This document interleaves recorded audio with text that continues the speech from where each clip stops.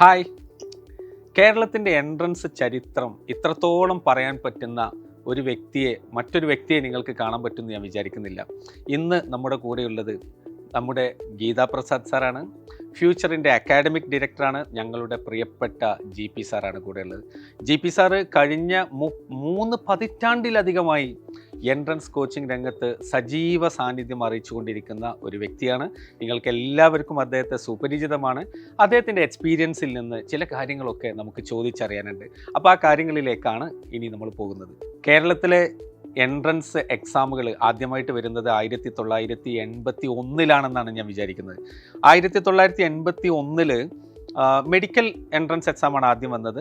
Next year ആണ് engineering entrance exam അതിൻ്റെ കൂടെ കയറി വന്നത്. അപ്പോൾ ആ സമയത്തിൻ്റെ മുമ്പൊക്കെ നടന്നിരുന്നത് എൻട്രൻസ് എക്സാം ഇല്ല. അന്നത്തെ +2, അതായത് അന്നത്തെ പ്രീ ഡിഗ്രി ആണെന്ന് പറയാം, PDC. അപ്പോൾ PDCയുടെ മാർക്കിനെ ബേസ് ചെയ്തിട്ടായിരുന്നു അന്ന് മെഡിക്കൽ എൻജിനീയറിംഗ് കോഴ്സുകളിലേക്കുള്ള അഡ്മിഷനൊക്കെ ഉണ്ടായിരുന്നത്. അപ്പോൾ അതുകൊണ്ട് കഴിഞ്ഞ് ഉടനെ തന്നെ കോച്ചിങ്ങുകൾ ആരംഭിച്ച ഉടനെ തന്നെ GP സാറൊക്കെ ഈ മേഖലയിലേക്ക് കടന്നു വന്നിട്ടുള്ള ആളുകളാണ്. അപ്പോൾ welcome GP sir. Thank you sir, ഒരുപാട് കാര്യങ്ങൾ ചോദിച്ചറിയേണ്ടതുണ്ട്. അതിലേറ്റവും പ്രധാനമായിട്ട് ആദ്യമേ പറയാനുള്ളത്, ഇതൊരു വല്ലാത്തൊരു ഈ ഒരു എവല്യൂഷൻ സാറ് വല്ലാതെ കണ്ട ഒരു മനുഷ്യനാണ്. വളരെ കുറഞ്ഞ ആളുകളെ അങ്ങനെ ഉള്ളൂ എന്നാണ് ഞാൻ വിചാരിക്കുന്നത്. എന്താണ് സാറിനുള്ള ആദ്യത്തെ ആദ്യമേ ചോദിച്ചറിയാനുള്ളത് ഈ ഒരു പരിണാമം, ആ ഒരു എവല്യൂഷൻ സാറ് എങ്ങനെയാണ് സാറിന് ഫീൽ ചെയ്യുന്നത്? ഓക്കെ, തീർച്ചയായിട്ടും നമ്മൾ എൻട്രൻസ് തുടങ്ങിയ കാലം മുതൽ ഇന്ന് 2026 വരെ എത്തി നിൽക്കുന്ന സമയത്ത് ഇപ്പോൾ എൻട്രൻസുമായി ബന്ധപ്പെട്ട പല മേഖലകളിലും ഒരുപാട് മാറ്റങ്ങൾ വന്നിട്ടുണ്ട്. അതൊന്ന് ചുരുക്കി പറയുകയാണെങ്കിൽ 90കളിൽ ഈ പരീക്ഷ വളരെ കുറച്ച് സിലബസിൽ നിന്നും വളരെ ഡെപ്തിലുള്ള ചോദ്യങ്ങൾ ചോദിക്കുക എന്നുള്ളൊരു പരീക്ഷാ സമ്പ്രദായമായിരുന്നു. ചോദ്യങ്ങളൊക്കെ തന്നെ ന്യൂമറിക്കൽ ഓറിയൻറ്റഡ് ആയിട്ടുള്ള ചോദ്യങ്ങളായിരുന്നു പരീക്ഷകൾക്ക് വന്നിരുന്നത്. പക്ഷേ നമ്മൾ ഈ 2026 എത്തി നിൽക്കുമ്പോൾ ഇന്ന് സിലബസ് അതിനേക്കാളും വാസ്റ്റാണ്. സിലബസ് കൂടിയിട്ടുണ്ടോ എന്ന് പറയുന്നത് അന്നത്തെ ടെക്സ്റ്റ് ബുക്കുകളെക്കാളും ഇന്ന് NCERT ഒക്കെ നമ്മൾ ഇന്നത്തെ NCERT ഒക്കെ നോക്കുമ്പോൾ പുതിയ എല്ലാ മേഖലകളെയും ടച്ച് ചെയ്താണ് നമ്മുടെ സിലബസ് ഉള്ളത്. പക്ഷെ പൊതുവെ ആളുകളൊക്കെ പറയുന്നത് ഞാൻ കേട്ടിട്ടുണ്ട് കേട്ടോ, പണ്ടൊക്കെ എത്രയെങ്ങാനും പഠിക്കാണ്ടായിരുന്നു, ഇപ്പോഴത്തെ കുട്ടികൾക്ക് അത്രയൊന്നും ഇല്ലല്ലോ എന്ന്. പക്ഷെ റീസെന്റ് ആയിട്ട് നോക്കുന്ന സമയത്ത് ലേശം കട്ടിങ് നമുക്കറിയാം. ഇപ്പൊ NCERT ഒക്കെ അവസാനത്തിൽ ലേശമൊക്കെ കട്ട് ചെയ്തിട്ടുള്ള ഒരു അവസ്ഥ ഉണ്ട്. അതവര് ഇമ്മീഡിയറ്റ് പാസ്റ്റിലേക്ക് നോക്കുമ്പോഴാണ് അവർക്ക് അങ്ങനെ തോന്നുന്നത്. പക്ഷേ നമ്മൾ 90കളിൽ നിന്നും 2026 വരുമ്പോൾ നമുക്ക് അങ്ങനെയാണെന്ന് പറയാൻ സാധ്യമല്ല. അപ്പോൾ അതുകൊണ്ട് ഇന്ന് സിലബസ് കുറച്ചുകൂടി വാസ്റ്റാണ്. മാത്രമല്ല ചോദ്യങ്ങൾ ഇപ്പോൾ കൂടുതൽ അപ്ലിക്കേഷൻ ബേസ്ഡ് ചോദ്യങ്ങളാണ് വരുന്നതെന്ന് ഞാൻ പറയാം. മാത്രമല്ല ചോദ്യങ്ങളെല്ലാം തന്നെ നമുക്ക് മൾട്ടി കൺസെപ്ച്വൽ ആയിട്ടുമൊക്കെ വരുന്നുണ്ട്. ഇപ്പോൾ JEE മെയിൻ നോക്കിയാലും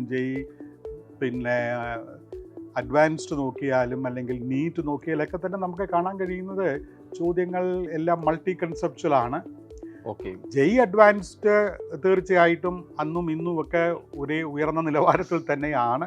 ആ നിലവാരം കീപ്പ് ചെയ്യുന്നുണ്ട്. പക്ഷേ നീറ്റ് അല്ലെങ്കിൽ മെഡിക്കൽ എൻട്രൻസും എഞ്ചിനീയറിംഗ് എൻട്രൻസും ഒക്കെ നമ്മൾ കമ്പയർ ചെയ്ത് കഴിഞ്ഞാൽ തീർച്ചയായിട്ടും അന്നത്തെ ഇന്നത്തെയും തമ്മിൽ ഒരുപാട് വ്യത്യാസങ്ങളുണ്ട്.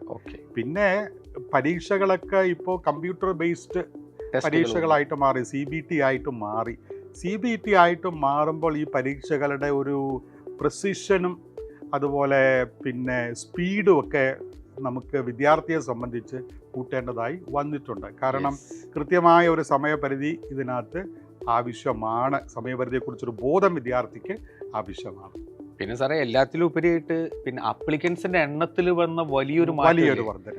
അന്ന് ചെറിയൊരു ഗ്രൂപ്പിൽ നിന്ന് എസ്കേപ്പ് ചെയ്താൽ മതിയായിരുന്നു. ഇന്ന് 23 മുതൽ 25 ലക്ഷത്തോളം ആളുകളാണല്ലോ നീറ്റ് പരീക്ഷയ്ക്ക് അപ്ലൈ ചെയ്യുന്നത്. അതുപോലെ തന്നെ അറൗണ്ട് ഒരു 15 lakh സ്റ്റുഡൻസ് JEEക്കും വരുന്നുണ്ടെന്ന് നമുക്ക് വിചാരിക്കാം. തീർച്ചയായിട്ടും. പിന്നെ അതിന് കേരളത്തെ സംബന്ധിച്ച് കേരളത്തിന്റെ ഒരു സാക്ഷരതാ നിരക്ക് 90കളിൽ നിന്നും ഇപ്പോഴെത്തുന്ന സമയത്ത് 100% സാക്ഷരത നമുക്ക് ഉണ്ട്. അപ്പോൾ ഇവിടെയുള്ള എല്ലാ പാരൻസും അവരെ കൂടുതൽ ബോധവാന്മാരാകുകയാണ് ചെയ്തത്. അവർക്ക് ഈ പരീക്ഷകൾ എന്താണെന്നും ഈ കോഴ്സുകൾ എന്താണെന്നും തൻ്റെ മക്കൾ ഈ പൊസിഷൻസിലൊക്കെ എത്തണമെന്ന് അവർക്ക് ഒരു വലിയ എക്സ്പോഷർ അവർക്ക് ഈ സാക്ഷരത കൂടിയത് കൊണ്ട് തന്നെ അവർക്ക് കിട്ടിയിട്ടുണ്ട്. പിന്നെ മാത്രമല്ല, നമുക്ക് ഇന്നത്തെ ഡിജിറ്റൽ മീഡിയയിലുണ്ടായ മാറ്റം, അതുപോലെ തന്നെ സോഷ്യൽ മീഡിയ വഴി കിട്ടുന്ന ഒരു എക്സ്പോഷർ, ഇതെല്ലാം തന്നെ കൂടുതൽ ആൾക്കാരെ ഇതിലേക്ക് ആകർഷിച്ചിട്ടുണ്ട് എന്ന് വേണമെങ്കിൽ പറയാം. യെസ്, ഏറ്റവും സന്തോഷമുള്ളൊരു കാര്യം എന്താണെന്ന് വെച്ച് കഴിഞ്ഞാൽ ഞാനും സാറൊക്കെ ഫിസിക്സ് തന്നെയാണ്. പക്ഷേ ഫിസിക്സ് എന്നും സാർ ഇപ്പം നീറ്റ് ആസ്പിരൻസിനെ സംബന്ധിച്ചിടത്തോളം അതിൽ ഡൗട്ടില്ല, അവർ എപ്പോഴും ഒരു ഫിസിക്സാണ് അവരുടെ ഒരു റാങ്ക് ഡിറ്റർമിനിങ് ആയിട്ട് അവർ കാണുന്നത്. അപ്പോൾ പിന്നെ ഈ ഫിസിക്സ്, ഈ ഒരു റോളിലേക്ക് ഫിസിക്സ് വരുന്നതിൻ്റെ ഒരു കാര്യം, അല്ലെങ്കിൽ അത് പണ്ടും അങ്ങനെ തന്നെയാണോ, അതല്ല ഇപ്പോഴുള്ള അതേ ഒരു സിറ്റുവേഷൻ ആണോ, എന്താ സാർ അതിൻ്റെ ഒരു?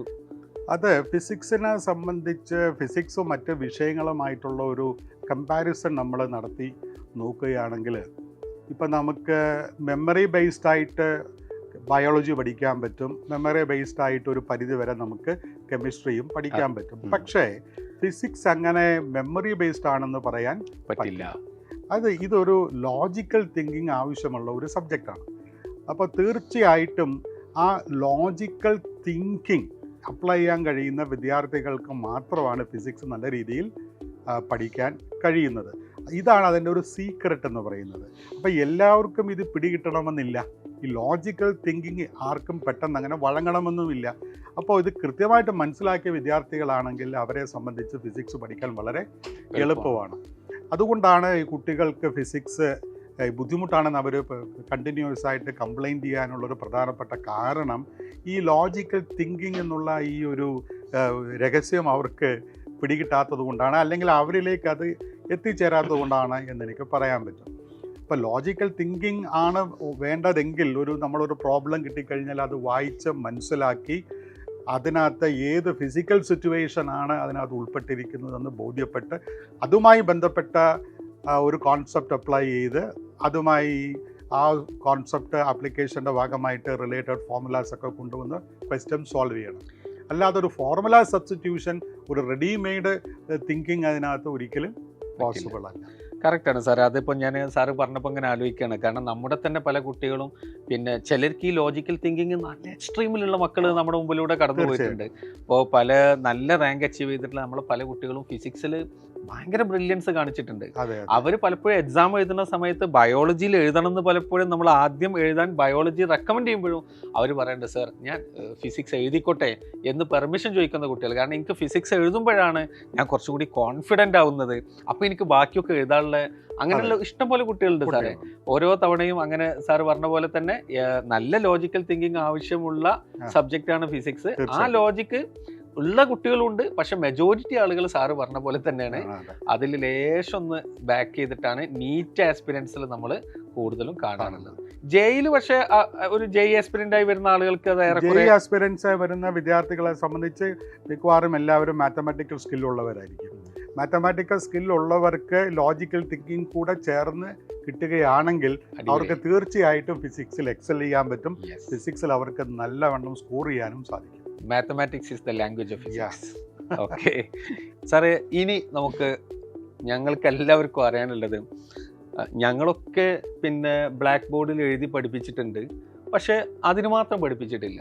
അപ്പോഴേക്കും ആ ട്രാൻസിഷനൊക്കെ വന്ന് നമുക്ക് പെട്ടെന്ന്, കാരണം ബ്ലാക്ക് ബോർഡിൽ നിന്ന് വൈറ്റ് ബോർഡിലേക്ക് വന്നു, വൈറ്റ് ബോർഡിൽ നിന്ന് പിന്നെ നമ്മുടെ ഡിജിറ്റൽ ബോർഡും ഐപാഡിലേക്കൊക്കെ വന്ന്, എങ്ങനെ സാർ ഇത് ഇത്ര ഈസി ആയിട്ട് സാർ ഇതിനെ അഡോപ്റ്റ് ചെയ്തത് എങ്ങനെയാണ്?